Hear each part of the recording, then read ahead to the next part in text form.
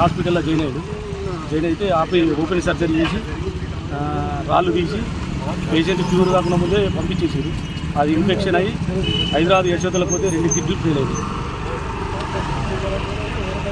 తర్వాత second option పోతే ఒక డాక్టరు ఆ కిడ్నీలు ముట్టిరు, అవి 2 పోయినాయి, ఆపరేషన్ చేసి తీయాల్సిందే అని అంటే ఆర్థిక ఇబ్బందుల వల్ల పేషెంట్ డబ్బులు కట్టలేని పరిస్థితి వల్ల డాక్టర్కి మాకు న్యాయం చేయాలని హాస్పిటల్కి రావడం.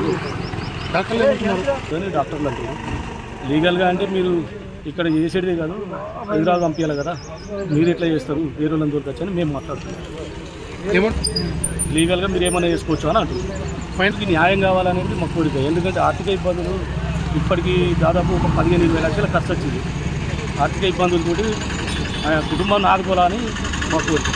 జనవరి 9 ఈ ఆశ హాస్పిటల్లో 10 రోజుల తర్వాత డిశ్చార్జ్ అయ్యి మళ్ళీ రీసెంట్గా ఒక 20-25 రోజులు అవుతుంది ఆ యశోద హాస్పిటల్లో ట్రీట్మెంట్ నడుస్తుంది.